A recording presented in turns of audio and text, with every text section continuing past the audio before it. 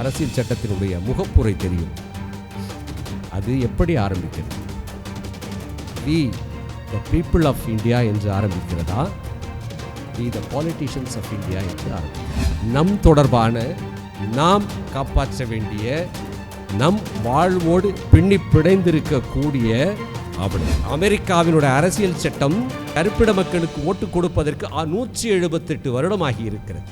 ஆனால் நம்முடைய we the people of India என்றைக்கு நிறைவேற்றப்பட்டதோ அன்றிலிருந்து நமக்கு ஓட்டு உரிமை இருக்கிறது. அந்த வியில் அத்தனை பேரும் அடக்கம்.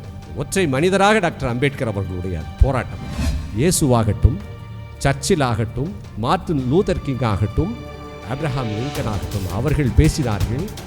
எதிரே இருந்தது அத்தனையும் அவரவர்களுடைய இனத்தைச் சேர்ந்த மக்கள். நீங்கள் டாக்டர் அம்பேத்கர் பேசும்பொழுது ஒற்றை மனிதராக நின்று பேசுவார். இந்த தேசம் எப்பொழுதுமே ஒரு ஜனநாயக நாடாக இருந்தது கிடையாது. இப்பொழுது இதற்கு நீங்கள் ஜனநாயகத்தை கொடுக்கிறீர்கள். இவர்களுக்கு இது எப்படி ஜனநாயகத்தின் பெயரால் ஒரு சர்வாதிகாரியை இவர்கள் தேர்ந்தெடுப்பார்கள். இதுதான் ப்ரொஃபஸி. டாக்டர் அம்பேத்கர் அவர்கள் எச்சரிக்கிறார். அப்படி ஒரு சமூக ஜனநாயகம் மலரவில்லை என்று சொன்னால் நீங்கள் தூக்கி வைத்து கொண்டாடி கொண்டிருக்கும் இந்த அரசியல் ஜனநாயகம் என்பதை they will blow out. அவர்கள் வெடி வைத்து தகர்ப்பார்கள் மக்கள். அவையோர் அனைவருக்கும் வணக்கம். புதுக்கோட்டை ஆபேகாவிற்கு வருவதற்கு எனக்கு எப்பொழுதுமே ஒரு மிகப்பெரிய மகிழ்ச்சி உண்டு. டாக்டர் ஜெயராமன் அவர்களை நான் நெஞ்சார பாராட்ட வேண்டிய ஒரு காரணம் இருக்கிறது. பொதுவாக ஏதாவது ஊர்களுக்கு கூட்டங்களுக்கு போகும்போது அந்த இயக்கத்தை சேர்ந்தவர்கள் அழைப்பார்கள். அங்கே போன பிறகு ஒரு 10 தோழர்களை அந்த இயக்கத்தின் முக்கியமான அங்கத்தினர்கள் என்று எங்களுக்கு அறிமுகப்படுத்துவார்கள். மகிழ்ச்சியாக இருக்கும். ஒரு வருடம் கழித்து மீண்டும் நாங்கள் அங்கே போகும்போது அங்கே இருந்த அந்த 10 தோழர்களுமே இருக்க மாட்டார்கள். வேறு புதிதாக ஒரு 10 தோழர்களை அறிமுகப்படுத்தி வைப்பார்கள். எங்கே போன முறை பார்த்தபோது இருந்த தோழர்கள் எங்கே என்று கேட்டபோது சொல்வார்கள், அந்த 9 பேருமே வேறு ஒரு இயக்கத்தை தொடங்கி விட்டார்கள் என்று சொல்வார்கள். ஆளுக்கு ஒரு 9 இயக்கம் ஆகியிருக்கும் ஒரு வருடத்திலே. ஆனால் நான் அன்றைக்கு வந்தபோது 10 வருடங்களுக்கு முன்னால் புதுக்கோட்டைக்கு வந்தபோது இந்த இயக்கம் எப்படி இருந்ததோ அப்படி அதை ஒரு குடும்ப உறவு என்று சொல்ல மாட்டேன், அது ஒரு சோல்ஃபுல் கனெக்ஷன். அது அப்படி அழகாக இந்த அபேகாவை நடத்தி கொண்டிருக்கிற டாக்டர் ஜெயராமன் அவர்களுக்கும் அங்கத்தினர்களுக்கும் என்னுடைய வணக்கங்களை தெரிவித்துக் கொள்கிறேன். இந்த விழாவை குடியரசு தின விழா, குடியரசை கொண்டாடும் ஒரு விழா என்று தான் என்னை அழைத்திருக்கிறார்கள். ஆனால் நான் இதை அப்படி பார்க்கவில்லை. இது ஒரு குடியரசு தினமாக நான் இதை பார்க்கவில்லை. நான் பிறக்கும்போது அப்படி இல்லை. ஆனால் அதன் பிறகு என்னை, நீ உயரம் குறைந்தவன், உனக்கு உயரம் கிடையாது, நீ அந்த பக்கம் இருப்பதை பார்க்க முடியாது, அங்கே இருக்கும் கலைகளை பார்க்க முடியாது, இசையை பார்க்க முடியாது, அறிவை பார்க்க முடியாது என்று என்னை உயரம் குறைந்தவன் என்றுதான் என்னை வைத்திருந்தார்கள். இந்த உயரம் என்று சொல்லிக்கொண்டவர்கள் மட்டுமே அங்கே இருப்பதை பார்க்க முடிந்தது. அந்த சூழலில்தான் என்னுடைய தந்தை டாக்டர் அம்பேத்கர் அவர்கள் அரசமைப்பு சட்டம் என்கிற அந்த தோளின் மீது என்னை உட்கார வைத்து, அங்கே பார் உலகம் உனக்கு தெரியும் என்று என்னை காட்டினார். இது ஒரு அப்பனுக்கு பிள்ளை செய்யும் கடமையாக இந்த இடத்திலே நான் வந்திருக்கிறேன். எனக்கு ஒரு சகோதரி உண்டு. அவளுடைய பெயர் மாதவி ஜாதவ். சமீபத்திலே குடியரசு தின விழாவிலே இந்த நாட்டின் ஒரு முக்கியமான ஒரு அமைச்சர் குடியரசு தின விழாவிலே பேசுகிறார். அங்கே அவள் காவலாளியாக போயிருக்கிறாள், என்னுடைய சகோதரி.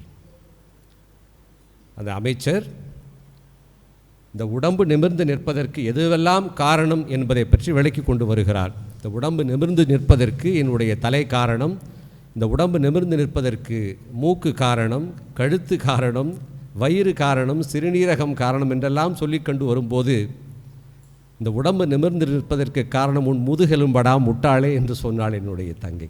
அந்த முதுகெலும்பாக இருந்தவர் டாக்டர் அம்பேத்கர் அவர்கள். அவளுக்காகவும் தான் இந்த உரையை நான் பேசுகிறேன். ஒரு நன்றி உணர்வோடு இந்த உரையை நான் பேசுகிறேன். டாக்டர் அம்பேத்கர் என்கிற அந்த ஒரு மாபெரும் மனிதருக்கான ஒரு நன்றி உணர்வோடு தான் இந்த உரையை நான் பேசுகிறேன். பொதுவாக இப்பொழுது நிறைய அரசியல் சட்டத்தை பற்றி நாம் கான்ஸ்டிடியூஷன் பற்றி நிறைய நாம் பேசுகிறோம். இந்த அரசியல் சட்டம் என்பதை அரசியல்வாதிகள் நாசம் செய்து விட்டார்கள். இந்துத்துவ சக்திகள் வந்த பிறகு அவர்கள் அரசியல் சட்டத்தின் மீது கை வைப்பார்கள். வேறு யாராவது வந்தால் இந்த அரசியல் சட்டம் காப்பாற்றப்படும் என்று இந்த அரசியல் சட்டத்தை காப்பாற்ற வேண்டியவர்களாக நாம் வேறு யாரையோ அடையாளம் காட்டுகிறோம், ஆட்சியாளர்களை அடையாளம் காட்டுகிறோம். இல்லை, இந்த அரசியல் சட்டத்தின்படி நடக்க வேண்டியவர்கள் என்று நாம் நினைப்பது பெரும்பாலும் இதை ஒரு நீதிமன்றம் சார்ந்ததாக, ஒரு சட்டம் சார்ந்ததாகத்தான் நாம் நினைத்து கொண்டிருக்கிறோம். என்னுடைய கேள்வி, அடிப்படையான கேள்வி இதுதான். இந்த கான்ஸ்டிடியூஷன், அரசியல் சட்டம் என்று நாம் சொல்லுகிறோமே, இந்த கான்ஸ்டிடியூஷன் என்பது is it a political document? Is it a legal document? And is it a administrative document? அது ஒரு அரசியல் சார்ந்த ஆவணமா, நிர்வாகம் சார்ந்த ஆவணமா, அல்லது நீதித்துறை சார்ந்த ஆவணம் மட்டுமா? இப்படித்தான் நாம் எல்லோருமே நினைத்து கொண்டிருக்கிறோம். இந்த கேள்வியை வேறு மாதிரி கேட்கிறேன். உங்களுக்கு அந்த அரசியல் சட்டத்தினுடைய முகப்புரை தெரியும். அது எப்படி ஆரம்பிக்கிறது? We the people of India என்று ஆரம்பிக்கிறதா, we the politicians of India என்று ஆரம்பிக்கிறது? இது நம் தொடர்பான, நாம் காப்பாற்ற வேண்டிய, நம் வாழ்வோடு பின்னி பிணைந்திருக்கக்கூடிய ஆவணம்.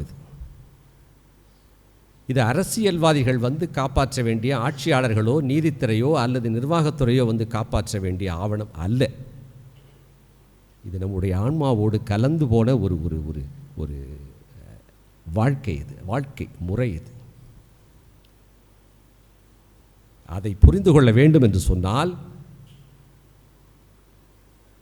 அரசியல் சாசனம் என்பது என்ன என்பது பல பேருக்கு இங்கே புரிவதே கிடையாது.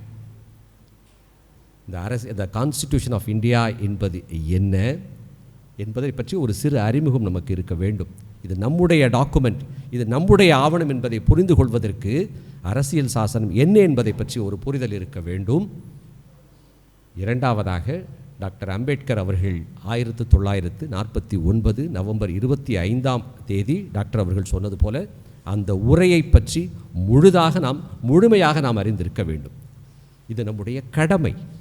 இது ஏதோ இந்த உரையை நான் அரசியல் சட்டத்தை பற்றி உங்களுக்கு விளக்க வந்திருப்பதாக நினைக்க வேண்டாம். உங்களுடைய கடமை, நம்முடைய கடமையை நான் நினைவுபடுத்துவதற்காக இந்த இடத்திற்கு வந்திருக்கிறேன். அரசியல் சட்டம் என்பது என்ன? முதலில் எதற்காக நமக்கு ஒரு கான்ஸ்டிடியூஷன், எதற்காக நமக்கு ஒரு அரசியல் சட்டம் தேவைப்படுகிறது? இரண்டாம் உலகப் போர் முடிவுக்கு வருகிறது 1945.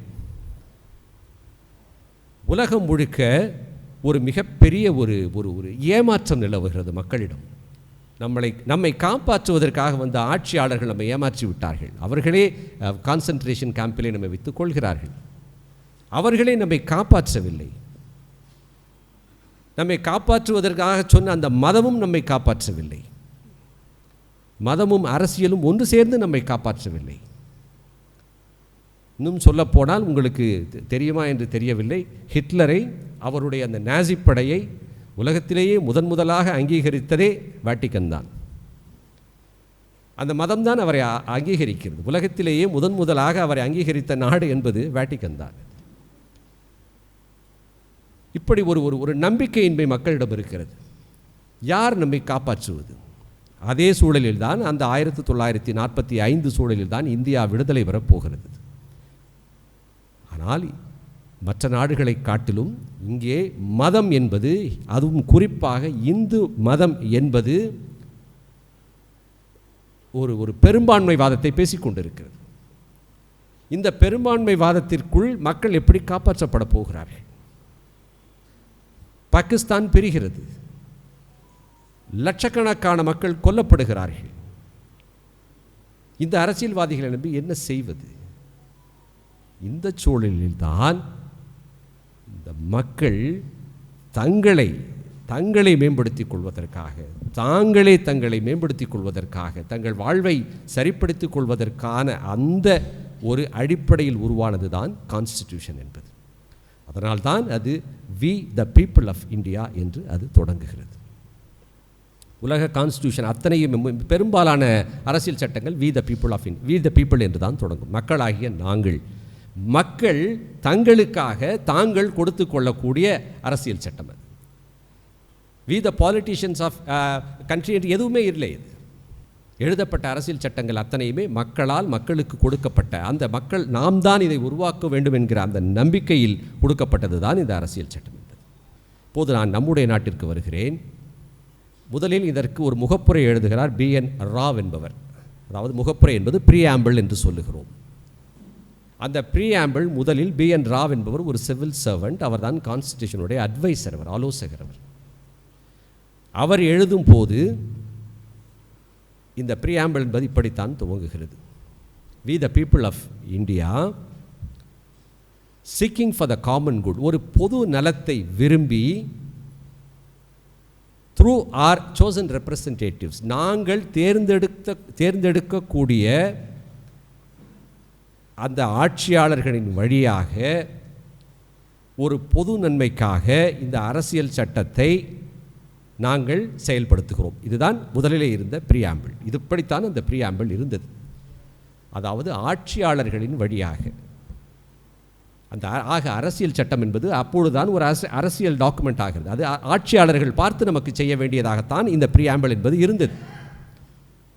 1948 டாக்டர் அம்பேத்கர் வந்து அந்த ப்ரீஆம்பிளை அப்படியே ஒதுக்கி வைக்கிறார். அவர் ஒதுக்கி வைத்துவிட்டு எழுதியதுதான் we the people of India solemnly resolve to constitute இந்த இந்தியாவை ஒரு ஒரு டெமோக்ராட்டிக் ரிப்பப்ளிக்காக, ஒரு ஜனநாயக குடியரசாக நிறுவி இந்த மக்களுக்கு சுதந்திரம், நீதி, சுதந்திரம், சமத்துவம், சகோதரத்துவத்தை எங்களுக்கு நாங்களே வழங்கிக் கொள்கிறோம் என்பதுதான் அந்த அரசியல் சட்டம். இதுதான் டாக்டர் அம்பேத்கர் அவர்கள், அதாவது நமக்கு கேட்பதற்கு இது மிக மிக எளிமையான ஒன்றாக இருக்கும். இது அவ்வளவு எளிய காரியம் அல்ல. காரணம், கான்ஸ்டிடியூயன்ட் அசம்பிளி என்பது அந்த அரசியல் சட்டத்தை, இந்த கான்ஸ்டிடியூஷன் அசம்பிளி என்று ஒன்று இருக்கிறது. அந்த அசம்பிளி என்பது யார் என்று கேட்டால், அப்பொழுது நடந்த பாராளுமன்ற தேர்தலிலே தேர்ந்தெடுக்கப்பட்ட அத்தனை உறுப்பினர்களுமே இந்த கான்ஸ்டிடியூஷன் அசம்பிளியிலே இருக்கிறார்கள். டிராஃப்டிங் கமிட்டி, வரைவு குழு என்று ஒன்று இருக்கிறது. அந்த வரைவு குழுவானது அரசியல் சட்டத்தை வரைவு செய்யும். தே டிராஃப்ட், அதை எழுதி இந்த அரசியல் அவைக்கு கொண்டு வந்து அவர்களிடம் விவாதித்து, அதை பலவற்றை ஏற்றுக்கொள்ள மாட்டார்கள், சிலவற்றை நிறைய திருத்தங்களை செய்வார்கள். இவையெல்லாம் முடிந்த பிறகுதான் அது அரசியல் சட்டமாகும். இது அல்ல. அந்த பாராளுமன்ற உறுப்பினர்களாக வருவார்கள் என்று நான் சொன்னேனே இந்த அரசியலவையிலே, அது இன்றைக்கு இருப்பது போல் அல்ல. அதிலே இந்திய மக்கள் தொகையிலே 28% மக்கள் மட்டும்தான் அன்றைக்கு ஓட்டு போட முடியும். பணக்காரர்களும் வரி கட்டுபவர்களும் நிலச்சுவாந்தார்களும் தான் அன்றைக்கு கல்வியாளர், மிகப்பெரிய கல்வியை கற்றவர்களும் தான் அன்றைக்கு ஓட்டு போட முடியும். அவர்கள் தேர்ந்தெடுத்தது தான் அந்த அரசமைப்பு அவை. அங்கே யார் அமர்ந்திருப்பார்கள் என்பது உங்களுக்கு நன்றாக தெரியும். இப்போது எளிய மக்களோ, ஒடுக்கப்பட்ட மக்களோ, பிற்படுத்தப்பட்ட மக்களோ அங்கே இல்லை. அங்கே அவையில் அமர்ந்திருப்பவர்கள் அத்தனை பேருமே மேல்தட்டு வர்க்கத்தை சேர்ந்தவர்கள். அந்த இடத்தில் ஒரு மனிதன் ஒற்றை மனிதனாக போய் என் மக்களுக்கு சுதந்திரம், சமத்துவம், சகோதரத்துவம் என்று சொல்லி அப்படி ஒரு முகப்புரையை எழுதுவதற்கே நாம் வாழ்க்கை முழுக்க டாக்டர் அம்பேத்கருக்கு நன்றி கடன் பட்டவர்களாக இருக்கிறோம். அவ்வளவு எளிதாக அவர்கள் அனுமதித்திருக்க மாட்டார்கள். நீங்கள் கான்ஸ்டிடியூஷனல் டிபேட் எடுத்து பார்த்தீர்கள் என்றால் தெரியும், யூடியூபில் கூட இருக்கிறது. யாரும் அவ்வளவு எளிதாக அதை அவர்கள் ஏற்கவில்லை. அதனால் தான் அப்படி அடுத்ததாக இது எவ்வளவு ஒரு மக்கள் சார்ந்த ஒரு அரசியல் சட்டம் என்பதற்கு இன்னொன்றையும் நாம் புரிந்து கொள்ள வேண்டும். இன்னொரு செய்தியையும் நான் சொல்லிவிடுகிறேன். டாக்டர் அம்பேத்கர் அவர்கள் த பீப்புள் ஆஃப் இந்தியா என்று அந்த பிரியாம்பிள் இருக்கிறதே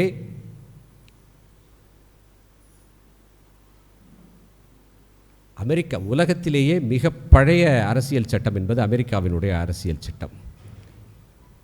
1787 எழுதப்பட்டது அந்த அரசியல் சட்டம். அது மிக பழைய அரசியல் சட்டம். அதுதான் அந்த அரசியல் சட்டத்தில் கருப்பின மக்களை அந்த நாட்டின் குடிமக்களாக ஏற்றுக்கொண்டது 1868 நிறைவேற்றப்பட்டது. 1767 அவர்களை அந்த சிட்டிசன்ஸாக குடிமக்களாக ஏற்றுக்கொண்டது 1868. கவனத்தில் வைத்துக் கொள்ளுங்கள். இந்த வி என்று இருக்கிறதே, அந்த வியை பற்றி நான் பேசிக்கொண்டு இருக்கிறேன். அமெரிக்காவினுடைய we the people of America 1787 எழுதப்பட 1868 தான் கருப்பின மக்களுக்கு அவர்கள் அந்த சிட்டிசன்ஷிப் கொடுக்கிறார்கள். 1920 தான் பெண்களுக்கு ஓட்டுரிமை வருகிறது. 1968 தான் கருப்பின மக்களுக்கு ஓட்டுரிமை வருகிறது. So when it was written, அமெரிக்காவினுடைய வி எல்லா வியும் அல்ல, மிகச்சிறிய வெள்ளையர் சார்ந்த அந்த வி. ஆனால் நம்முடைய அரசியல் சட்டத்தை டாக்டர் அம்பேத்கர் எழுதிய போது அத்தனை பேரும் அதிலே வருகிறோம். அமெரிக்காவினுடைய அரசியல் சட்டம் கருப்பர்களுக்கு, அதாவது கருப்பிட மக்களுக்கு ஓட்டு கொடுப்பதற்கு 178 வருடமாகி இருக்கிறது. ஆனால் நம்முடைய we the people of India என்றைக்கு நிறைவேற்றப்பட்டதோ அன்றிலிருந்து நமக்கு ஓட்டு உரிமை இருக்கிறது. அந்த வியில் அத்தனை பேரும் அடக்கம். அதில் இவன் தான் உண்டு, அத்தனை பேரும் அடக்கம். அது ஒற்றை மனிதராக டாக்டர் அம்பேத்கர் அவர்களுடைய அது போராட்டம். அது அந்த அரசியல் சட்டத்தினுடைய அந்த ஆன்மா என்பதை புரிந்து கொள்வதற்கு நீங்கள் ஒன்றை புரிந்து ஒரு செய்தியை நான் உங்களுக்கு சொல்ல வேண்டும். 1965 வரை பாராளுமன்றம் நினைத்தால் நம்முடைய அடிப்படை உரிமைகள் ஃபண்டமெண்டல் ரைட்ஸ் என்று அரசியல் சட்டத்தில் இருக்கிறது. Freedom of speech, freedom of movement, இதெல்லாம் அடிப்படை உரிமைகள் நமக்கு. இந்த அடிப்படை உரிமைகளை பாராளுமன்றம் நினைத்தால், அதாவது 3/2 மெஜாரிட்டி இருந்தால் அவர்கள் அதை மாற்றிக்கொள்ளலாம். அப்படித்தான் இருந்தது. 1965 வரை பாராளுமன்றம் நினைத்தால் அவைகளை மாற்றிக்கொள்ளலாம். they can change the fundamental rights. 1965 supreme கோர்ட்டுக்கு ஒரு வழக்கு வருகிறது. அந்த வழக்கிலே வந்தபோது அங்கே நீதிபதிகளாக இருந்தவர்கள் ஹிதயத்துல்லா மற்றும் முதோல்கர் இருவரும் பார்க்கிறார்கள், இது என்ன ஒரு பாராளுமன்றம் நினைத்தால் எப்பொழுது வேண்டாமானாலும் அரசியல் சட்டத்தை மாற்றிக்கொள்ளலாம் என்றால் அப்படி என்றால் அரசியல் சட்டம் என்பது அரசியல்வாதிகளுடைய is it a plaything of politicians. அவர்கள் விளையாடி கொள்ளலாம், அதை எப்போது வேண்டுமானாலும் வைத்து மெஜாரிட்டி இருந்தால் நினைத்தால் உடனே ஃப்ரீடம் ஆஃப், அதாவது பேச்சுரிமையை அவர்கள் தடை செய்து விடலாம். உங்களுடைய மூமெண்ட்டை அவர்கள் நிறுத்தி விடலாம். இது என்ன என்று பார்க்கிறார்கள். அப்போது அவர்களுக்கு இது ரொம்ப ஒரு அழகான செய்தி. அப்போது தீர்ப்பு வழங்கப் போகிறார்கள். அந்த தீர்ப்புக்கு அவர்களுக்கு ஒரு உதாரணமாக இருந்தது பாகிஸ்தானுடைய சுப்ரீம் கோர்ட்டினுடைய நீதிபதி கொலின்கர் அவர் ஒரு கிறிஸ்டியன். அவர் ஒரு தீர்ப்பு கொடுக்கிறார். நீங்கள் அரசியல் சட்டத்தின் அடிப்படையான இன்றியமையாத அதனுடைய விழுமியங்களை மீறி உங்களால் அரசியல் சட்டத்தை திருத்தக்கூடாது என்று அவர் கொடுக்கிறார். You cannot change the constitution. You cannot change the constitution by altering the essential features of constitution. அதனுடைய அடிப்படை உரிமைகளை அதை நீங்கள் விட்டுவிட்டு நீங்கள் அதை அரசியல் சட்டத்தை திருத்தக்கூடாது என்று ஒரு தீர்ப்பு கொடுக்கிறார். அந்த தீர்ப்பை முதோல்கர் அவர் தனக்கு சாதகமாக பயன்படுத்தி அந்த தீர்ப்பை இனி பாராளுமன்றம் நினைத்தாலும் அடிப்படை உரிமைகளை மாற்ற முடியாது. காரணம் அடிப்படை உரிமைகளுக்கு எதிராக, அடிப்படை அந்த இன்றியமையாத அந்த விழுமியங்களுக்கு எதிராக உங்களுடைய சட்ட திருத்தம் இருந்தால் அது இங்கே செல்லாது, நீங்கள் மாற்றக்கூடாது, மாற்ற முடியாது. இப்பொழுது அடுத்த கேள்வி வருகிறது.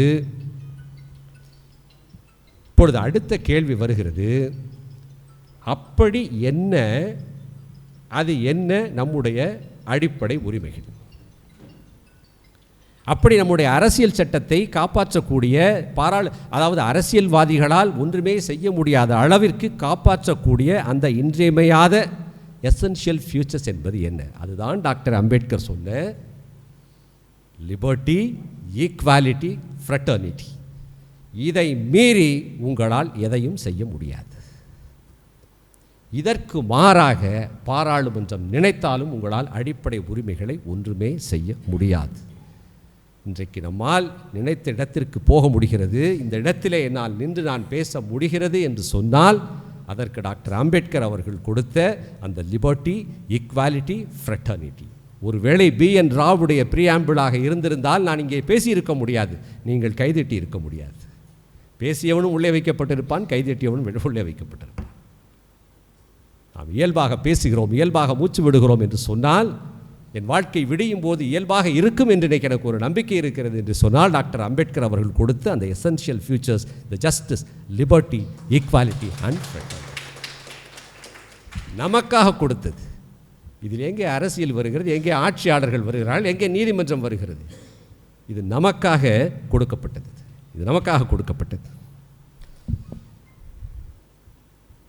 BN ராவ் அவர்களும் சரி, டாக்டர் அம்பேத்கர் அவர்களும் சரி, நமக்காக கொடுத்தது என்று சொன்னால் நம்முடைய முதுகின் மீது நாம் சுமக்க வேண்டிய ஒன்றை தூக்கி வைக்கிறார்கள். இது நாம் தான், we the people of India, நாம் தான் தூக்கி வைக்க வேண்டும். ஆனால் BN ராவ் அவர்கள் மூட்டையை தூக்கி வைத்தார், டாக்டர் அம்பேத்கர் அவர்கள் என் முதுகின் மீது சிறகை தூக்கி வைத்தார். நான் இன்றைக்கு பறக்கிறேன் என்று சொன்னால் அவர் இறக்கையை வைத்தார் எனக்கு. நான் இன்றைக்கு பறக்கிறேன் என்று சொன்னால் அதற்கு காரணம் டாக்டர் அம்பேத்கர் அவர்கள். இது அரசியல், இதுதான் அந்த அரசியல் அமைப்பு சட்டம்.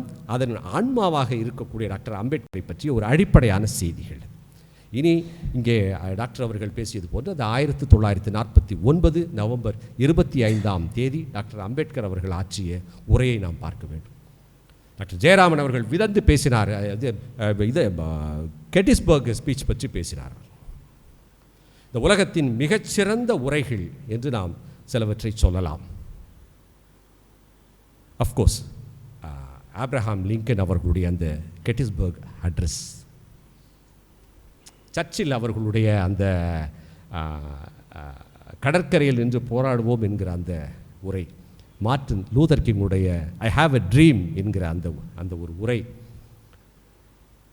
காந்தியினுடைய குவிட் இண்டியா மூமெண்ட், வெள்ளையனே வெளியாறு சமயத்திலே பேசப்பட்ட அந்த உரை, இயேசுவினுடைய மலைப்பிரசங்கம், இவையெல்லாம் உலகத்தின் மிக பிரபலமான அந்த எந்த உரையையும் நான் குறைத்து சொல்லவில்லை.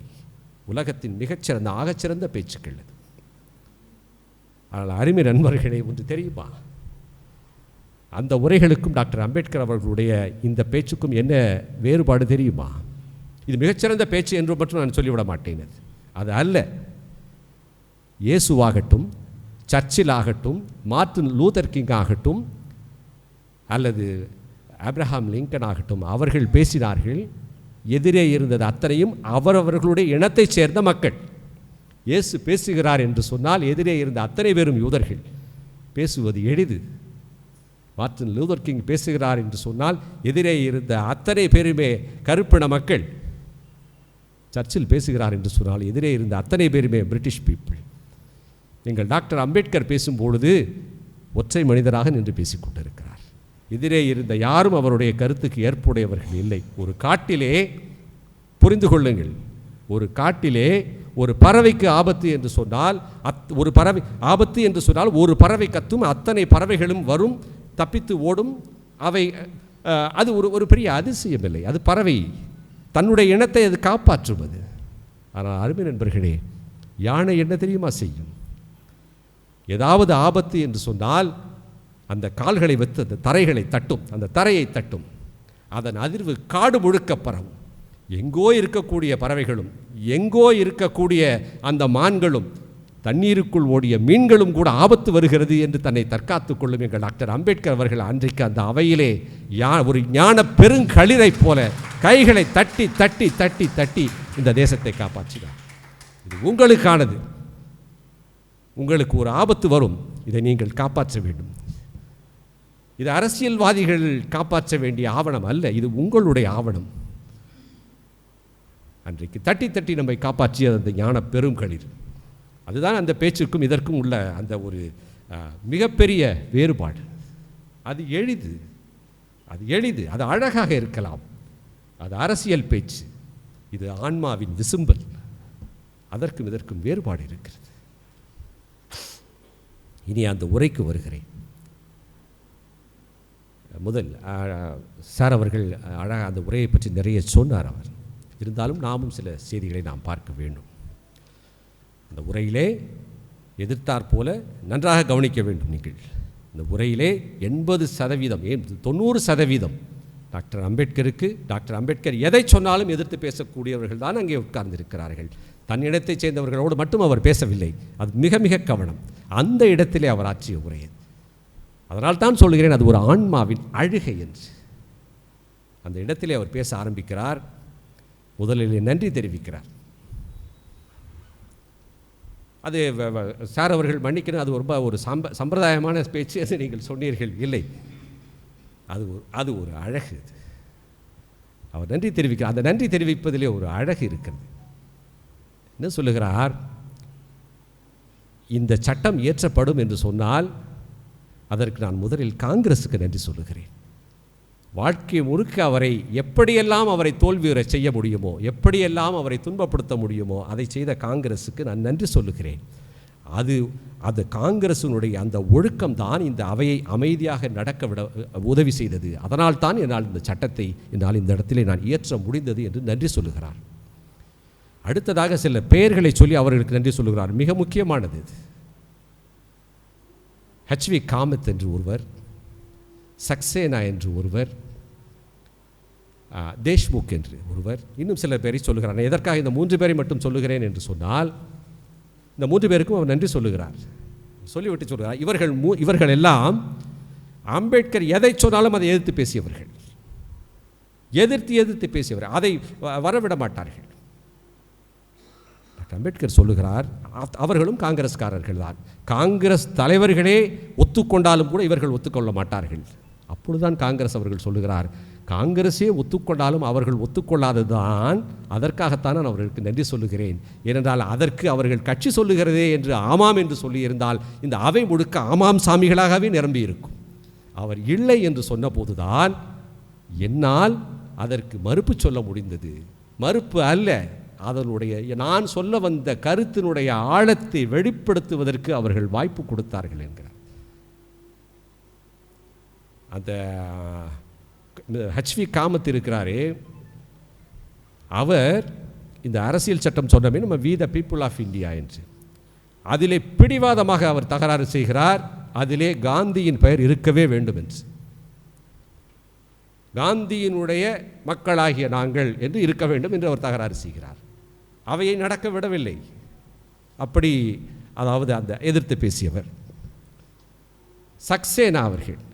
அவர் எப்படி தெரியுமா அந்த முகப்புரையை ஆரம்பிக்க வேண்டும் என்று பிரச்சனைகளை செய்தார்.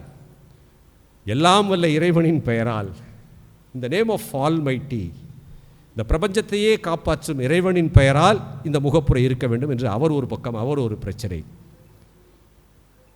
தேஷ்முக் என்பவர் யார் என்று கேட்டால் மிக முக்கியமான ஒரு செய்தி அது.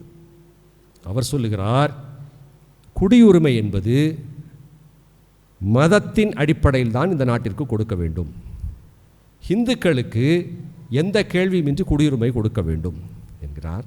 அதை அவர்கள் ஏற்றுக்கொள்ளவில்லை. டாக்டர் அம்பேத்கரும் சரி, நேரு அவர்களும் குடியுரிமை என்பதற்கும் மதத்திற்கும் தொடர்பில்லை என்று அவர்கள் ஒதுக்கி விடுகிறார்கள். ஆனால் இன்றைக்கு மீண்டும் அது வந்துவிட்டது. அது வேறு செய்தி. அது தன்னை எதிர்த்து பேசிய, அதாவது தன்னை எழும்போதெல்லாம் எழுந்து நின்று பேசியவர்களை எல்லாம் முதலில் நன்றி தெரிவிக்கிறார்.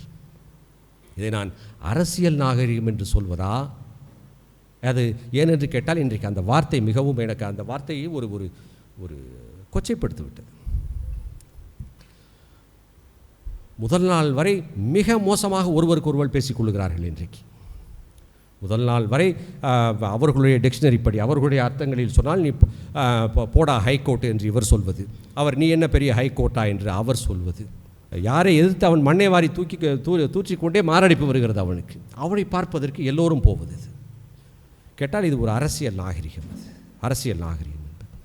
கேட்டால் மாற்றான் தோட்டத்து மல்லிகைக்கும் மனம் இருக்கும் என்று சொல்வது. நீ மாற்றான் தோட்டம் என்று சொன்னால் பக்கத்து வீட்டு மாற்றான், எதிர்த்து வீட்டு மாற்றான் என்றால் பரவாயில்லை. மயிலாப்பூரில் போய் மாற்றான் வீட்டு தோட்டத்து மல்லிகையே நீங்கள் மோந்து கொண்டிருக்கிறீர்கள் என்பது எனக்கு தெரியவில்லை. அதாவது எல்லாருக்குமே ஒரு எல்லோருமே சொல்வார், நான் முதல்வரானால் முதல் கையெழுத்து போடுவேன் என்று. ஒருவேளை நான் முதல்வரானால் முதல் கையெழுத்து போடுவேன், எவனுக்கும் தமிழ்நாட்டில் அரசியல் நாகரிகமே இருக்கக்கூடாது என்று. ஏனென்றால் இந்த நாகரிகமான அரசியல் இல்லாத இடத்தில் எதற்காக நீங்கள் அரசியல் நாகரிகத்தை வைத்துக் கொண்டிருக்கிறீர்கள்? அது அல்ல. இது ஒரு அழகு. இதுதான் அரசியல் நாகரிகம் என்று எனக்கு எந்த வார்த்தையை பயன்படுத்துவது என்று தெரியவில்லை. தன்னை முழுக்க எதிர்த்த ஒரு கூட்டத்தை மிக அழகாக அரவணைக்கிறார் அவர். அதற்கு பிறகு நிறைய சிலருக்கு சந்தேகங்களுக்கெல்லாம் விடை சொல்லுகிறார். மார்க்சிஸ்டுகளுடைய சந்தேகம், பொதுவாகவே மார்க்சிஸ்டுகளுக்கு சந்தேகம் வரும், சோசியலிஸ்டுகளுக்கு சந்தேகம் வரும். மார்க்சிஸ்டுகள் பொதுவாகவே அந்த பாட்டாளி வர்க்க சர்வாதிகாரத்தை தவிர அதற்கு குறைவாக எதையுமே ஏற்றுக்கொள்ள மாட்டார்கள். அதற்கும் அவர் பதில் சொல்லுகிறார். ஸ்டேட் சென்ட்ரல் ரிலேஷன்ஷிப் பற்றி நிறைய பேசுகிறார். இதெல்லாம் பேசிவிட்டுத்தான் அந்த உரையின் முக்கியமான பகுதிக்கு அவர் வருகிறார். இதுதான் டாக்டர் அம்பேத்கர் அவர்கள் இதெல்லாம் அவர்களுக்கு சொன்னது மிக குறைவான செய்திகள். அதாவது அந்த ஸ்டேட் சென்ட்ரல் ரிலேஷன்ஷிப் இதெல்லாம் ஒரு சட்டம் சார்ந்த ஒரு நீதிமன்றம் அது சார்ந்தது. அதோடு அவர் நிறுத்தி இருக்க வேண்டும் அந்த உரை. இப்பொழுதுதான் டாக்டர் அம்பேத்கர் அவர் வருகிறாள். நான் இந்த இடத்தில் இந்த கான்ஸ்டியூஷனை நான் பேசி முடிக்க வேண்டும். இது இவ்வளவு சிறந்த கான்ஸ்டியூஷன். இது போன்ற ஒரு கான்ஸ்டியூஷனை உங்களால் இனிமேல் பார்க்கவே முடியாது. ஒரு ப்ராஃபெட் கொடுத்த அந்த ஒரு என்ன சொல்வது, அந்த கேப்ரியல் தேவதை கொடுத்ததை போன்ற ஒரு வேதம் என்றெல்லாம் அவர் பேசி இருக்கக்கூடும். அவர் பேசவில்லை. இது மிகச்சிறந்த கான்ஸ்டியூஷன் என்ற வார்த்தையை அவர் பயன்படுத்தவில்லை. அவர் சொல்லி இருக்க வேண்டும். ஒரு சின்ன சாதாரண ஒரு 2 திட்டத்தை போற்றாலே தெருவெங்கும் பேனர் அடித்து போஸ்டர் அடித்து இன்றைக்கி செய்து கொண்டு இருக்கிறோம். அதற்கு சொல்வதற்கு அத்தனை தகுதியும் அவருக்கு இருக்கிறது. டாக்டர் அம்பேத்கர் அவர் என்ன தெரியுமா சொல்லுகிறார்? இது ஒரு மிகச்சிறந்த அரசியல் சட்டம் என்றதோடு நிறுத்தி இருக்க வேண்டும். ஆனால் அவர் சொல்லுகிறார், நான் அப்படி சொல்ல மாட்டேன். மிக முக்கியமான வார்த்தை இது. ஒரு நல்ல அரசியல் சட்டம் ஒரு மோசமான ஒருவனுடைய கையிலே கிடைத்தால் அது மோசமாகத்தான் இருக்கும். ஒரு மோசமான அரசியல் சட்டம் ஒரு நல்லவன் கையில் கிடைத்தால் அது நல்ல அரசியல் சட்டமாக இருக்கும். இந்த அரசியல் சட்டம் நல்லதா கெட்டதா என்று நிர்மாணிக்க வேண்டியது நீங்கள், இந்த சட்டம் அல்ல. நான் கொடுத்து விட்டேன் என்பதற்காகவே அது நல்ல சட்டம் அல்ல. இதை நீங்கள் தான் அதை நல்ல சட்டமாக்க வேண்டும். அது காரணம், இந்த அரசியல் சட்டம் என்பது இந்த அரசு இயங்குவதற்கான சில வழிமுறைகளை அது சொல்லும். ஒரு அரசு இயங்குவதற்கு, ஒரு நீதித்துறை இயங்குவதற்கு, ஒரு நிர்வாகத்துறை இயங்குவதற்கு சில வழிமுறைகளை சொல்லும். ஆனால் இதனை நல்ல சட்டமாக்க வேண்டியது நீங்களும் மக்களும். கவனம், நான் திரும்ப அதைத்தான் இதை சொல்லிக் கொண்டிருக்கிறேன். இது நம்முடையது. மக்களும் அவர்கள் தேர்ந்தெடுக்க போகிற அரசியல் கட்சிகளையும் சார்ந்து. மக்கள் ஒருவேளை பொறுப்புள்ள ஒரு அரசியல் கட்சியை தேர்ந்தெடுத்து பொறுப்புள்ள அரசியல் கட்சியை தேர்ந்தெடுத்து பொறுப்புள்ள ஆட்சியாளர்களை அமர்த்தினால் இந்த சட்டம் நல்லபடியாக இருக்கும். அதுவே மிக மோசமான ஒரு ஆட்சியாளர்களை அவர்கள் தேர்ந்தெடுக்கிறார்கள் என்று சொன்னால் இந்த சட்டம் மிக மோசமான சட்டமாகத்தான் இருக்கும் என்று அவர் சொல்கிறார். இது நமக்கே தெரியும். அது நாம் எது போன்ற ஒரு ஆட்சியாளர்களை தேர்ந்தெடுக்கிறோமோ அப்படித்தான் அந்த சட்டம் இயங்க முடியும். டாக்டர் அம்பேத்கர் அவர்கள் சொல்லுவார், it is pervert the constitution. இந்த அரசியல் சட்டத்தை மிக மோசமானதாக உங்களால் ஆக்கிவிட முடியும். அது without changing its form but changing the form of its administration. அதை செயல்படுத்தும் விதத்தில் நீங்கள் அதை மிக மோசமானதாக மாற்றிவிட முடியும் என்று சொல்லுகிறார். நீங்கள் தேர்ந்தெடுக்கும் ஆட்சியாளர்களை பொறுத்தது என்று சொல்லிவிட்டு அவர் சொல்லுகிறார், இன்றைக்கு இந்தியா ஒரு சுதந்திர நாடாகிவிட்டது. அதற்கு ஜனநாயகமும் கிடைத்துவிட்டது. இந்த சுதந்திரம் மிக ஒரு உள்ளத்தின் ஆழத்திலிருந்து அவர் பேசுகிறார். இந்த சுதந்திரம் நாம் தக்க வைத்துக் கொள்ளப் போகிறோமா இல்லை மீண்டும் இழக்கப் போகிறோமா? காரணம், நாம் ஏற்கனவே ஒரு முறை சுதந்திரத்தை இழந்தோமே வெள்ளையர்களிடத்திலே அல்லது வேறு யாரிடத்திலோ இழந்தோமே. அதற்கெல்லாம் காரணம் வந்தவர்கள் அல்ல, இங்கே இருந்தவர்கள் தான் நம் நாட்டை காட்டி கொடுத்தார்கள். அதற்கு உதாரணங்களை சொல்லுகிறார். சிவாஜியின் போரின் போது காட்டி கொடுத்தது உள்நாட்டிலே இருந்தவர்கள். பிரிட்டிஷ்காரர்கள் சீக்கியர்கள் மீது போர் தொடுத்த போது அவர்களை காட்டி கொடுத்தது சீக்கியர்களை காட்டி கொடுத்தார்கள். குலாப் சிங் என்கிற அவர்களுடைய அந்த ஆர்மி சீஃபே அவர்களை காட்டி கொடுக்கிறார். 1800 இந்த முதல் சுதந்திர போரிலே இந்தியா முழுக்க போராடிய போது சீக்கியர்கள் போராடவே இல்லை. இப்படி காட்டி கொடுத்ததே நம்முடைய ஆட்கள் தான். அதை போல இன்னொரு முறை காட்டி கொடுக்கப்பட்டால் இந்தியா மீண்டும் சுதந்திரத்தை இழக்க நேரிடும் என்று அவர் சொல்லுகிறார். இது தவிர இது நம்முடைய இதனோடு சேர்த்து இப்படி காட்டி கொடுக்கும் அந்த நம்முடைய அந்த ட்ரைட்டோடு சேர்த்து இங்கே இருக்கக்கூடிய மதமும் ஜாதியும் சேர்ந்தால் இங்கே வரக்கூடிய ஆட்சியாளர்கள் மதத்தையும் அந்த ஜாதியையும் கைகொண்ட இரண்டும் ஒன்று சேர்ந்தால் இன்னொரு முறை இந்தியா அடிமைப்படுத்துவதை யாராலும் தடுக்க முடியாது என்று சொல்லுகிறார். ஆனால் இந்த காட்டி கொடுப்பது என்பது இருக்கிறதே, அதாவது அந்த பிடித்து கீழே தள்ளுவது என்று இருக்கிறதே, அது டாக்டர் அம்பேத்கர் அவர்கள் பேசுகிறார். 49 பேசுகிறார். அதற்கு முதல் பலி ஆனவரே டாக்டர் அம்பேத்கர் அவர்கள் தான். 1951 அவர் ஹிந்து கோட் பில் கொண்டு வருகிறார். அந்த ஹிந்து கோட் பில் கொண்டு இன்றைக்கு ஏதோ பேசுகிறார்களே டாக்டர் அம்பேத்கர் என்பவர் ஒரு தலித் தலைவர் என்று. இல்லை, இருக்கக்கூடிய அனைத்து மக்களுக்கும், குறிப்பாக இந்த பிற்படுத்தப்பட்ட மக்களுக்காகவும் அந்த பெண்களுக்காக சொத்துரிமை, வாரிசுரிமை, பாதுகாப்பு இவற்றிற்காக அவர் கொண்டு வந்ததுதான் ஹிந்து கோட் பில். அந்த ஹிந்து கோட் பில் வந்தபோது அங்கே இருக்கக்கூடிய அத்தனை பேரும் எதிர்க்கிறார்கள். நேரு மௌனமாகி விடுகிறார், எதுவும் பேசவில்லை. ராஜேந்திர பிரசாத் இப்போ இதை என்னுடைய மனைவி இதை நான் ஏற்றுக்கொண்டு வீட்டிற்கு போனால் என் மனைவி என்னை ஏற்றுக்கொள்ள மாட்டார் என்று சொல்லுகிறார். ஒற்றை ஆளாக நிற்கிறார். யாரும் அவருக்கு பரிந்து பேசவில்லை. தன்னுடைய பதவியை இழக்கிறார். யூதாஸ் இயேசுவை பார்த்தது கிடையாது. யூதாஸ் தான் இயேசுவை காட்டி கொடுக்கிறான். ஆனால் அந்த ரோமானிய வீரர்கள் இயேசுவை பார்த்தது கிடையாது. ஏன்னா எல்லோருமே அப்பொழுது ஒரே உடை அணிந்திருப்பார்கள் இல்லையா, பார்த்தது கிடையாது. யூதாஸை பார்த்து அந்த ரோமானிய வீரர்கள் சொல்கிறார்கள், நீ எங்களுக்கு காட்டி கொடுக்க போகிறாய், நல்லது, ஆனால் நாங்கள் இயேசுவை பார்த்ததில்லை, இயேசு எப்படி இருப்பார் என்பதை எங்களுக்கு எப்படி நீ சொல்லுவாய் என்றபோது யூதாஸ் சொல்லுகிறார், நாம் போவோம், அங்கே நான் யாரை கட்டிப்பிடித்து முத்தம் கொடுக்கிறேனோ அவர்தான் இயேசு என்று சொல்கிறார். அதே போல் போகிறார்கள். அந்த ஒலிவிய மறையிலே இயேசு அமர்ந்திருக்கிறார். யூதாஸ் போய் அவரை கட்டிப்பிடித்து முத்தம் கொடுக்கிறான். அப்பொழுது இயேசு ஒன்று கேட்பார். அழகான ஒரு வரிகள், அது ரொம்ப அழகான வரிகள். இந்த மனிதகுமாரனின் மகனை முத்தமிட்டா காட்டி கொடுப்பாய்? Do you betray this son of man by kissing? Doctor அம்பேத்கரை இவர்கள் முத்தமிட்டு காட்டி கொடுத்தார்கள். ஒரு மிகப்பெரிய பதவியையும் கொடுத்து இவர்கள் முத்தமிட்டு காட்டி கொடுத்தார்கள். இந்த பிட்ரேயல், அதற்கு முதல் பலி ஆனவரே டாக்டர் அம்பேத்கர் அவர்கள் தான். அடுத்ததாக அந்த இப்படி செய்தால் நீங்கள் இன்னொரு முறை உங்களுடைய ஜனநாயகத்தை, டெமோக்ரஸியை இழப்பீர்கள், சுதந்திரத்தை இழப்பீர்கள் என்று சொல்லுகிறார் டாக்டர் அம்பேத்கர் அவர்கள்.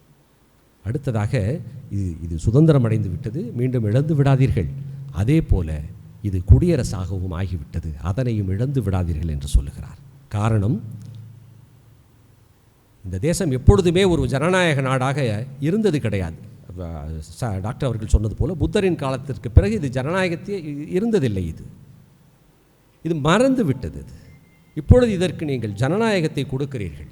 இவர்களுக்கு இதை எப்படி they might disuse it. நீ மக்கள் நன்றாக கவனியுங்கள். மக்கள் ஜனநாயகம் என்றால் என்னவென்றே தெரியாமல், யாருக்கு ஓட்டு போடுவது என்ன ஏது என்று தெரியாமல், ஜனநாயகத்தின் பெயரால் ஒரு சர்வாதிகாரியை இவர்கள் தேர்ந்தெடுப்பார்கள் என்று சொல்லுகிறார். இதுதான் ப்ராஃபஸி. இன்றைக்கு அதுதான் நடந்து கொண்டிருக்கிறது. we elect dictators. நாம் ஏதோ ஆட்சியாளர்களை தேர்ந்தெடுக்கிறோம் என்று நினைத்துக் கொண்டிருக்கிறோம். Actually we elect dictators. இந்த இடத்தில் ஒன்றை சொல்லிக் கொள்கிறேன். இது ஏதோ நாம் ஆட்சியாளர்களை தேர்ந்தெடுக்கிறோம் அது மட்டும்தான் என்பது அல்ல. மனசாட்சியை தொற்று நாம் கேட்போம், வீடுகளில் நாம் உண்மையிலேயே ஒரு உண்மையான ஒரு குடியரசைத்தான் நடத்தி கொண்டிருக்கிறோமா? நம்முடைய தனிப்பட்ட வாழ்க்கையிலே அப்படித்தான் நடத்தி கொண்டிருக்கிறோமா என்பதும் நாம் கேட்டு பார்க்க வேண்டிய கேள்வி. We behave as dictators. பல நேரங்களில் நாம் சர்வாதிகாரிகளாகத்தான் இருக்கிறோம். இந்த நேம் ஆஃப் டெமோக்ரஸி. இந்த வீடு என்பது ஒரு democratic setup. Are we democrats? வீட்டில் நாம் ஜனநாயகவாதிகளாகவா இருக்கிறோம்? அது குறிப்பாக நான் ஆண்களை கேட்கிறேன், including me. We misuse it, we disuse it, because we don't know what is democracy. அதைத்தான் தெரிந்து கொள்ள வேண்டும் என்று டாக்டர் அம்பேத்கர் அவர்கள் சொல்லுகிறார். இந்த சுதந்திரத்தையும் இந்த குடியரசையும் காப்பாற்ற வேண்டும் என்று சொன்னால் நீங்கள் என்ன செய்ய வேண்டும்? அடுத்து டாக்டர் அம்பேத்கர் அவர்கள் சொல்லுகிறார், இந்த சுதந்திரமும் இந்த ஜனநாயகமும் காப்பாற்ற வேண்டும் என்று சொன்னால் 3 நாம் செய்ய வேண்டும் என்று சொல்லுகிறார். நாம் செய்ய வேண்டும் என்று சொல்லுகிறார். முதலில் அவர் சொல்வது, leave all this unconstitutional method. அதாவது ஒரு பிரச்சனை உங்களுக்கு ஒரு தேவை என்று சொன்னால் இந்த அந்த அரசியமைப்பு சட்டத்தை மீறிய சில செயல்கள், போராட்ட வடிவங்கள் இருக்கின்றன, அவர்களை செய்யாதீர்கள் என்று சொல்லுகிறார். இது மிக மிக அழகான இடம். இது பொதுவாக எல்லோருமே விதந்து பேசுவது, இந்தியா கத்தியின்றி ரத்தமின்றி வென்று விட்டது அமைதி வழி போராட்டத்திலே என்று. அப்படித்தான் நாம் இருப்போம். அழகாக அதை டீகன்ஸ்ட்ரக்ட் செய்கிறார் டாக்டர் அம்பேத்கர் அவர்கள். அவர் என்ன படித்து கொண்டு இருக்கும்போது அன்கான்ஸ்டிடியூஷனல் மெத்தட்ஸ் என்று சொல்லுகிறாரே, அது என்ன, எதை சொல்ல வருகிறார் என்று பார்ப்போம். எதையெல்லாம் சொல்லுகிறார் தெரியுமா? கத்தி எடுத்து குற்றுவது, இல்லை நீங்கள் கழுத்தை நெருப்பு, இதெல்லாம் அவர் சொல்லவில்லை. அவர் ரொம்ப அழகான ஒரு ட்விஸ்ட் இந்த டேல். அது எதை இவர் don't get in to this unconstitutional methods like satyagraha, ஒத்துழையாமை, சட்ட மறுப்பு. நீங்கள் எதையெல்லாம் விதந்து பேசுகிறீர்களோ அதை கட்டுடைப்பு செய்கிறார். அது ஒரு அடிச்சாட்டியம். அது தட்ஸ் அன்கான்ஸ்டிடியூஷனல். கூட்டம் கூடி சண்டை போட்டு ஏன் இரத்த களரியாக்குகிறீர்கள் இந்த நேம் ஆஃப் இது சட்ட மறுப்பு என்று. There are constitutional methods. அதற்கென்று சில வழிமுறைகள் இருக்கிறது. அதுவும் இந்த சட்ட மறுப்பு, இந்த சத்தியாகிரகத்திற்கு அவர் பயன்படுத்துகிற வார்த்தை ரொம்ப அழகானது. அது என்ன ஒரு பேரடாக்ஸ்ன்னு தெரியல. அது don't involve in this violent மெத்தட்ஸுங்கிறார். ஒரு வன்முறை சார்ந்தது என்று சொல்கிறார். நாம் இப்போ பெருமையாக பேசிக்கொண்டு இருக்கிற அந்த ஒத்துழையாமை, இந்த சோக்கால் உண்ணாவிரதம், இதெல்லாம் வன்முறை என்று சொல்கிறார். ஜனநாயகபூர்வமான வழிகள் 1000 இருக்கின்றன. அவைகளின் வழியாக செய்யுங்கள். அப்பொழுதுதான் இந்த ஜனநாயகமும் குடியரசும் காப்பாற்றப்படும். நம்பர் 1. இரண்டாவது மிக மிக முக்கியமானது, உங்களுடைய சுதந்திரத்தை, அதாவது don't involve in this hero worship என்கிறார். மிகப்பெரிய மனிதர்களை நீங்கள் மரியாதை செய்யுங்கள், ஆனால் அவர்களை தெய்வமாக்கி விடாதீர்கள். உங்களுடைய சுதந்திரத்தை கொண்டு போய் அவர்களின் காலடியிலே வைக்காதீர்கள். ரொம்ப அழகானது. ஏன்னா இதெல்லாம் திரும்ப திரும்ப செஞ்சுக்கிட்டு இருக்கோம். இதைத்தான் நாம் திரும்ப செய்கிறோம். உங்களுடைய சுதந்திரத்தை, don't keep your liberty at their feet. அவர்கள் உங்களுக்கு நல்லது செய்திருந்தால் அவர்களை மரியாதை செய்யுங்கள். அவர்கள்தான் எல்லாம். தமிழ்நாட்டிலே எத்தனை பார்த்தோம்னா, இந்த 90களிலே இவர்கள் செய்த கூத்தெல்லாம் நம்மால் சொல்ல முடியாது. அது அவர்கள் ஜெயலலிதா அவர்களெல்லாம் வந்தபோது நாம் அடித்த கூத்தெல்லாம் உலகத்தில் எல்லோருமே நம்மை பார்த்து சிரிப்பார்கள். ஒரு ஒரு படம் ஒன்று உண்டு, அது எனக்கு அந்த ஓவியர் வரைஞ்சது. அதாவது ஒரு ஜெயலலிதாவினுடைய கால் மட்டும் தெரியும், அதில் பார்த்தால் எல்லோரும் நிறைய மனிதர்கள் காலில் விழுந்து கிடப்பார்கள். அது ஒரு படம் இருக்கும். அதற்கு கீழேடா ஐயா இன்குலாப் ஐயா ஒரு அழகான 2 வரி எழுதினார். ஒரு ஜெயலலிதாவுடைய கால் மட்டும் இருக்கும், அதில் நிறைய பேர் காலில் விழுந்து கிடப்பாங்க. அதற்கு இன்குலாப் ஐயா எழுதினார், அட 2 கால்களுக்கு இத்தனை செருப்புகளா? அப்படித்தானே இருந்தோம். நம்ம அப்படித்தான் இருந்தோம். உயிரோடு இருப்பவர்களுக்கு மட்டுமல்ல, இறந்து போனவர்களையும் தோண்டி எடுத்து நாம் குரு பூஜை கொண்டாடி கொண்டிருக்கிறோம்.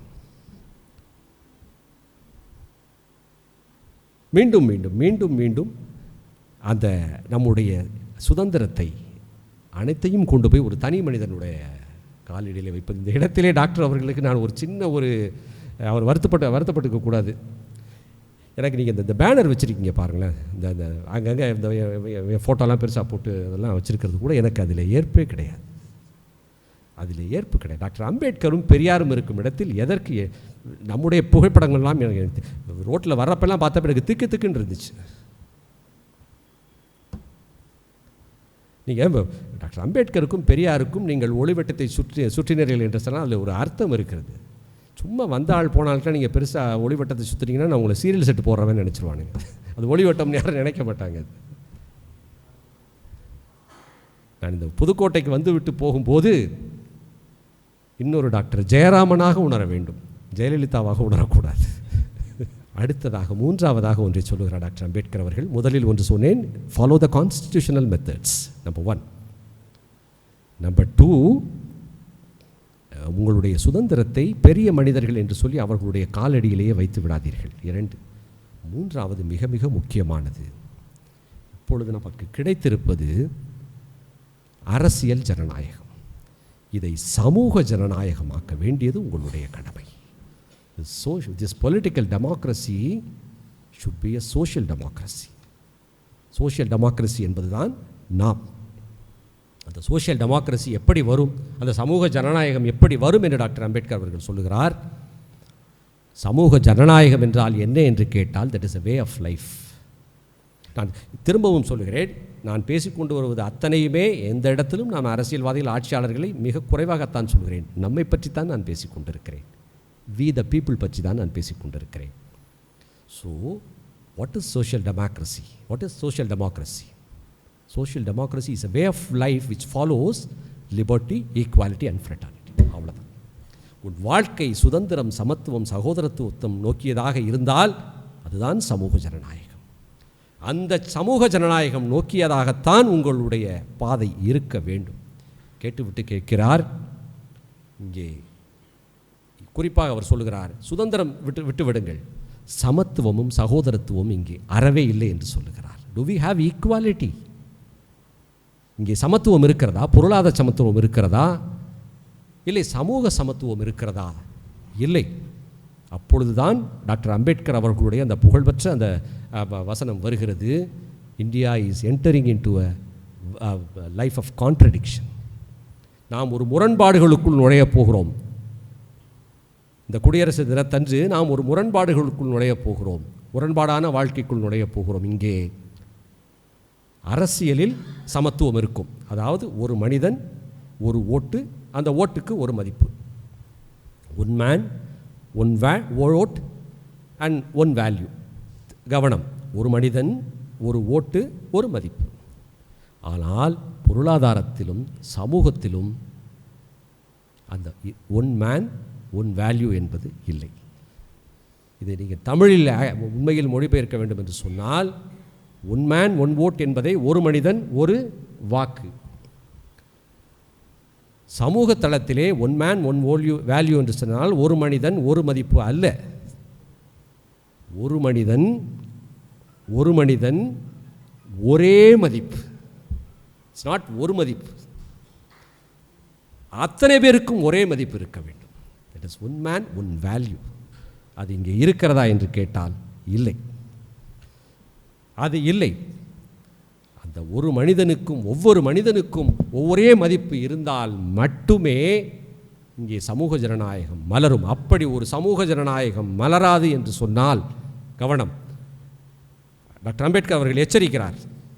அப்படி ஒரு சமூக ஜனநாயகம் மலரவில்லை என்று சொன்னால், நீங்கள் தூக்கி வைத்து கொண்டாடி கொண்டிருக்கும் இந்த அரசியல் ஜனநாயகம் என்பதை they will blow out. அவர்கள் வெடி வைத்து தகர்ப்பார்கள். மக்கள் இதை பொறுத்து கொண்டிருக்க மாட்டார்கள். ஒரு காலத்திலே இந்த சமூக ஜனநாயகம் மலரவில்லை என்று சொன்னால், உங்களுடைய அரசியல் ஜனநாயகத்தை அவர்கள் வெடி வைத்து தகர்ப்பார்கள் என்று சொல்லுகிறார். அந்த கருப்பின மக்களுடைய போராட்டத்தின் போது ஒரு அழகான ஒரு ஃப்ரேஸ் ஒன்று இருக்கும். Racism will not end until your white cars have black டயர்ஸ்ன்னு சொல்வார்கள். உங்களுடைய வெள்ளை கார்களுக்கு கருப்பு டயர்கள் இருக்கும் வரை இங்கே நிறவேற்றுமை ஒழியாது என்று சொல்வார்கள். அடுத்ததாக அவர் சொல்லுகிறார், இங்கே ஈக்குவாலிட்டி இல்லை, ஃப்ரெட்டர்னிட்டி. அடுத்ததாக மிக முக்கியது ஃப்ரெட்டர்னிட்டி. இந்த சகோதரத்துவம் இருக்கிறதா என்று கேட்கிறார். இங்கே சகோதரத்துவமும் இல்லை. டாக்டர் அம்பேத்கர் அவர்கள் சொல்லுகிறார், there is no fraternity. இங்கே ஒரு fraternity என்பது ஒரு ஒரு பிரதர்ஹுட், ஒருவனுக்கு ஒருவன் இயைந்த ஒரு வாழ்க்கை, the social endosmosis. அது ஒரு ஒரு ஒரு சக மனிதர் ஒரு இயைந்த வாழ்க்கை. அப்படி ஒரு இயைந்த வாழ்க்கை இங்கே இருக்கிறதா? இல்லை. காரணம், இங்கே இருப்பது கிரேடட் இன்இக்வாலிட்டி தான். இங்கே எப்படி ஒரு ஃப்ரெட்டர்னிட்டி வளர முடியும்? அது இங்கே ஒரு ஒரு ஒரு ஒரு சகோதரத்துவம் இல்லாமல் டாக்டர் அம்பேத்கர் கேட்கிறார், மிக முக்கியமான செய்தி அது. ஒரு சகோதரத்துவம் இல்லாமல் இந்தியாவை ஒரு தேசம் என்று நீங்கள் சொல்லவே கூடாது. ஒருவேளை உங்களுக்கு அப்படி ஒரு கற்பனை இருந்தால், இந்தியா ஒரு தேசம் என்று ஒரு கற்பனை இருந்தால், தட் இஸ் a delusion. அது ஒரு கனவு உங்களுக்கு. பல்வேறு ஜாதிகள் தானே இங்கே இருக்கிறது. ஒவ்வொரு ஜாதியும் ஒரு தேசமாக இருக்கிறது.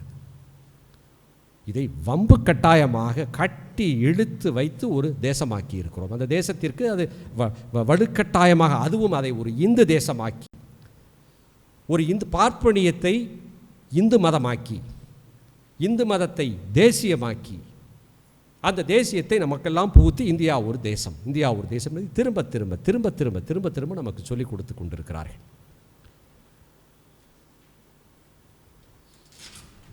தகோர் அவர்கள் சொல்லுவார்,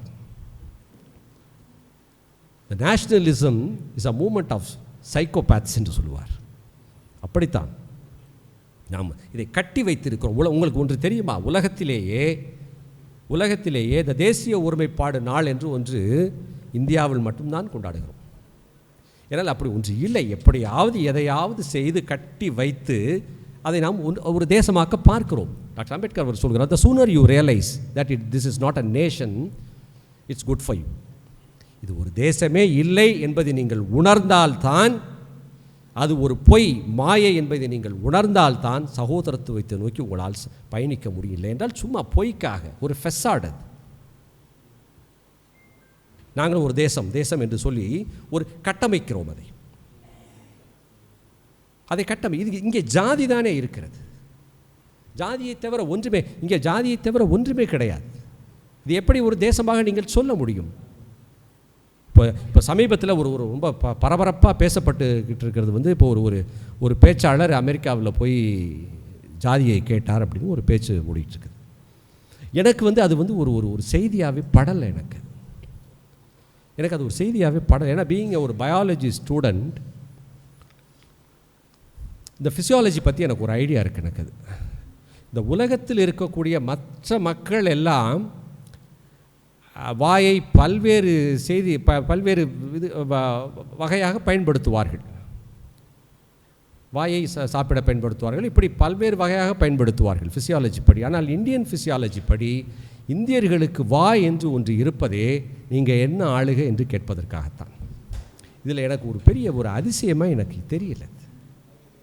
நான் விளையாட்டு சொல்லலை. அது இதில் நம்ம எவல்யூஷன் இருக்கு இல்லையா, எவல்யூஷன் பயாலஜியில் வெஸ்டிஜியல் ஆர்கன்ஸ்னு சிலது உண்டு. அதாவது முன்னொரு காலத்தில் அந்த அந்த உறுப்பு நம்மக்கிட்ட இருந்திருக்கும்.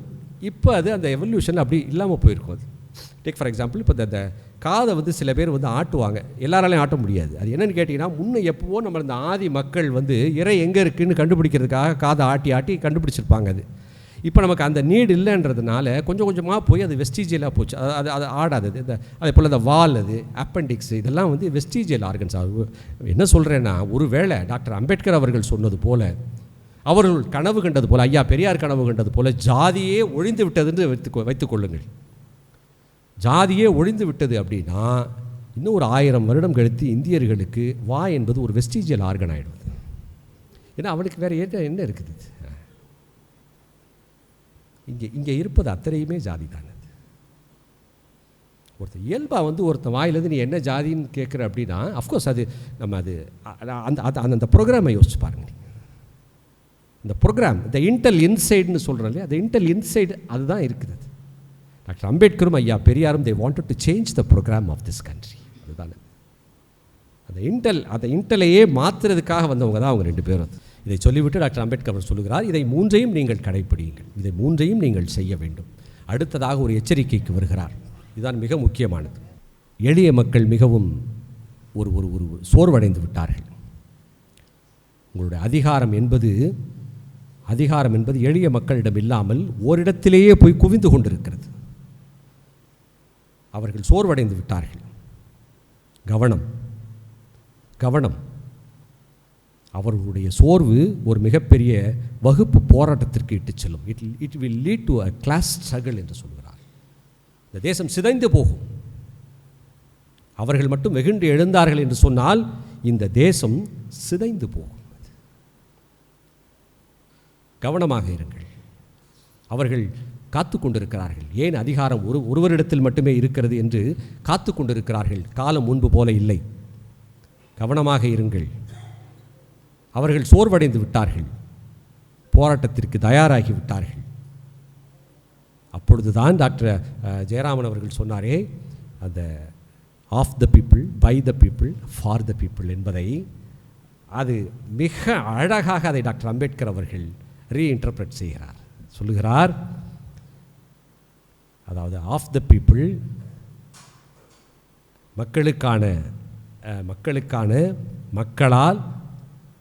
மக்களுக்காக நடத்தப்படும் அரசு என்பதுதான் of the people, by the people and for the people. சொல்லுகிறார், மக்கள் வேறுபாட்டை பார்க்க ஆரம்பித்து விட்டார்கள். நீங்கள் அதை மிகப்பெரிய ஸ்லோகனாக ஒரு மிகப்பெரிய ஒரு மந்திரமாக சொல்லிக் கொண்டு இருக்க முடியாது. Of the people, by the people and for the people என்பதை சொல்லுகிறார். நீங்கள் ஆஃப் த பீப்புள், மக்களுக்கான அரசு என்று நீங்கள் சொல்லுகிறீர்கள். மக்கள் கேட்க ஆரம்பித்து விட்டார்கள், எந்த மக்களுக்கான அரசு? எந்த மக்களுக்கான அரசு? வழி வழியாக பாரம்பரியமாக ஒரே குடும்பம் அல்லது ஒரே ஜாதியைச் சேர்ந்தவர்கள், அந்த மக்களுக்கான அரசா? மக்கள் கேட்க ஆரம்பித்து விட்டார்கள். They have questioned this of the people, by the people. மக்களுக்காக அரசு என்று சொல்லுகிறீர்கள். எந்த மக்களுக்காக அரசு? எந்த மக்களுக்காக நீங்கள் ஆட்சி நடத்தி கொண்டிருக்கிறீர்கள்? மக்கள் கேட்க ஆரம்பித்து விட்டார்கள். டாக்டர் அம்பேத்கர் அவர் சொல்லுகிறார், மக்களுக்கான என்று சொன்னால் எந்த மக்களுக்கான என்று அவர்கள் கேட்கிறார்கள். மக்களுக்காக என்று சொன்னால் எந்த, பை த பீப்புள் என்று கேட்கிறார். மக்களால் எந்த மக்களால் என்று கேட்கிறார்கள். எந்த மக்களால் ஆட்சி நடத்துகிறீர்கள் என்று கேட்கிறார்கள். அவர்களுக்கு ஃபார் த பீப்புளையும், ஆஃப் த பீப்புளையும், பை த பீப்புளையும் விட்டுவிட்டு மூன்றாவதாக மக்களுக்காக இது ஆட்சி நடக்கிறதா என்று கேட்க ஆரம்பித்து விட்டார்கள். They don't want this of the people and by the people. They want to know whether it is for the people. நீங்கள் அவர்களை வன்முறையில் இறக்கி விட்டு விடாதீர்கள். அவர்கள் கேள்வி கேட்க ஆரம்பித்து விட்டார்கள் என்று சொல்லுகிறார். அருமை நண்பர்களே, இந்த உரை என்பது, அதாவது கெட்டிஸ்பர்க் அந்த அட்ரஸ் என்பது இன்று வரை பள்ளிக்கூடங்களில் கூட அது வாசிக்கப்படுகிறது. ஒவ்வொரு பள்ளிக்கூடங்களிலும் ஒரு பொது நிகழ்வுகளிலும் வாசிக்கப்படுகிறது. இந்த உரை ஒவ்வொருக்கும் நாம் மனப்பாடமாக இருந்திருக்க வேண்டும். ஒரு மொழி தெரியாத ஜனகணமனவை அத்தனை பேரும் இங்கே நம்மால் பாட முடியும்.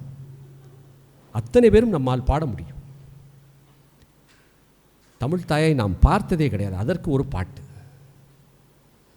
எனக்கு அதில் எல்லாம் விருப்பமே இல்லை. இதில் எதுக்கு போய் ஒரு பெண்ணை போய் ஒரு தமிழ் தாய், நீ பெண்ணாக இருக்க முடியாது, எதுக்கு போய் தாயாக்கி அவள் கையில் ஒரு கொடியை கொடுத்தது தெரியல எனக்கு. அது ஒரு பாட்டு. அந்த உரை என்பது நம் ஒவ்வொருவருடைய மனப்பாடம் மட்டுமல்ல அருமை நண்பர்களே, நம்முடைய வாழ்க்கை முறையாக இருந்திருக்க வேண்டும்.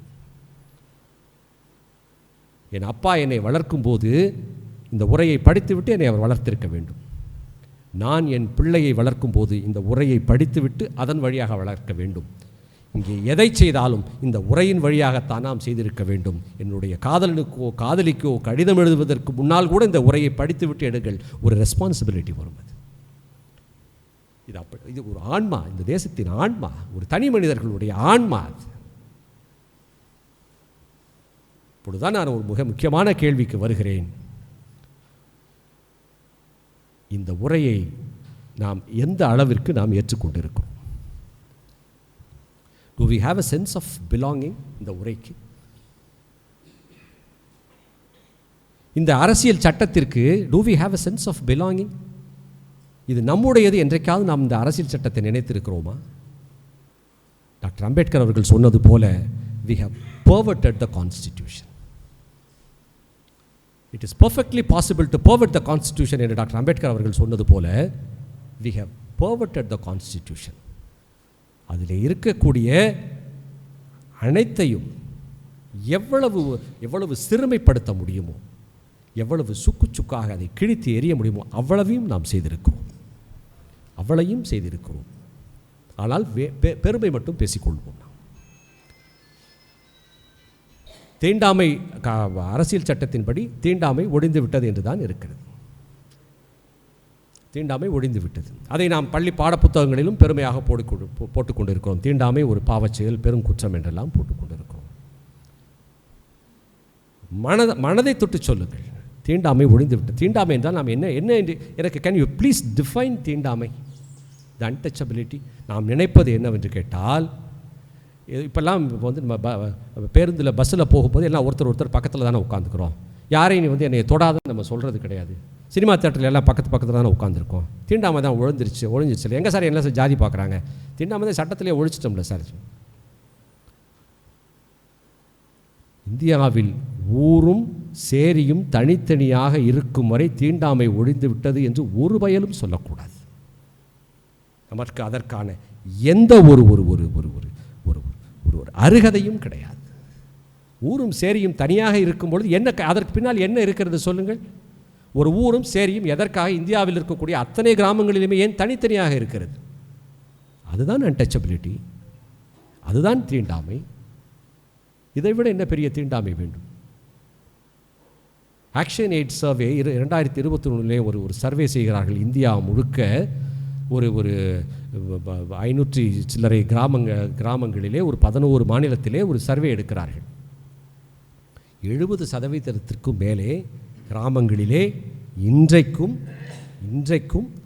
தலித்துகள் பொது கிணறுகளிலே தண்ணீர் எடுக்க முடியாது. அவர்கள் பொது பள்ளிக்கூடங்களிலே அந்த குழந்தைகள் தனியாக உட்கார வைக்கப்படுகிறார்கள். பொது சடங்குகளிலே அவர்கள் கலந்து கொள்ள முடியாது. நான் ஒன்று கேட்கிறேன், அன்டச்சபிலிட்டியை ஒழித்து விட்டோம். ஒரு எளிமையான கேள்விகள். எந்த ஊரிலாவது, எந்த கிராமத்திலாவது ஒரு பால்காரராக நீங்கள் தலித்துகளை பார்த்திருக்கிறீர்களா? நீங்கள் ஒரு பொது சமூகம் அதை ஒத்துக்கொள்ளாதது. பொது சமூகம் அதை ஒத்துக்கொள்ளாது.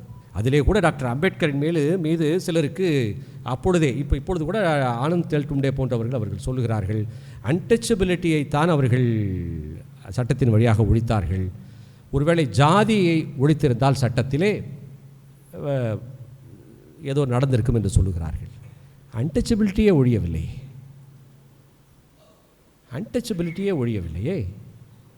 ஜாதி எப்படி ஒழிக்க முடியும்? டாக்டர் அம்பேத்கருக்கு அவருக்கு தெரியும் அது. அதனால்தான் அவர் அமைதி காத்தார். இப்போ ஜாதியை ஒழிப்பதற்கு என்று கேட்டால் அதற்கு தான் 1936 டாக்டர் அம்பேத்கர் அவர்கள் விடை சொல்லிவிட்டார். அதற்கு அது வேறு. அது எப்படி நீங்கள் சட்டத்தை கொண்டு ஜாதியை ஒழித்தால் உங்களுடைய இந்து மதமும் அந்த பார்ப்பனியமும் சும்மா விட்டு விடுமா உங்களை? நான் கேட்கிறேன், இஸ் இட் லாஜிக்கல்? உங்களால் அதை செய்ய முடியுமா? சட்டத்தின் வழியாக ஒன்றை செய்கிறோம் என்று சொன்னால்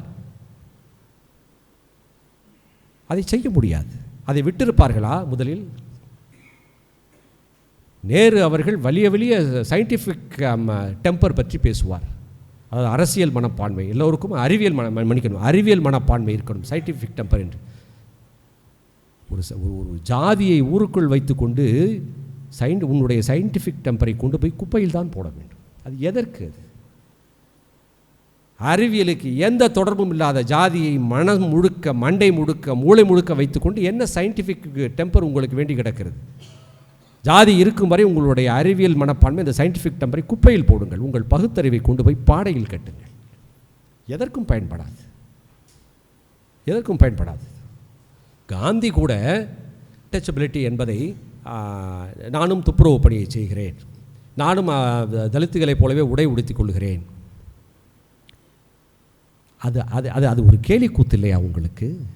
அது என்ன தொழில் சார்ந்த ஒரு பிரச்சனையா? அது நான் மலம் அள்ளுவதும் பிணம் தூக்குவதும் தொழில் சார்ந்த பிரச்சனையா? There is nothing to do with labor. That is something to do with my existence. என்னுடைய இருத்தல் தொடர்பானது. நீங்கள் துப்புரவு தொழில் செய்தால் உடனே எல்லாம் தீண்டாமை ஒழிந்து விடுமா, ஜாதி ஒழிந்து விடுமா? இன்றைக்கும் அப்படித்தான் இருந்து கொண்டிருக்கிறது. நாம் அந்த அரசியல் சட்டம் சொன்ன அந்த அன்டச்சபிலிட்டி என்பதை எவ்வளவு நாம் சிறுமைப்படுத்த முடியுமோ அவ்வளவு சிறுமை. அந்த அன்டச்சபிலிட்டியை ஒட்டித்தான் அந்த அந்த தீண்டாமை ஒழிக்கப்பட்டு விட்டது என்ற அடிப்படையில் தான் அத்தனை சட்டங்களுமே இங்கே ஏற்றப்படுகிறது. வன்கொடுமை தடுப்பு சட்டம் அதன் அடிப்படையில் தான் வருகிறது. எத்தனை பேற்றை நீங்கள் வன்கொடுமை தடுப்பு சட்டத்தில் உடனே நீங்கள் எல்லோரும் மேலும் வழக்கு பதிவு செய்து விடுகிறீர்களா?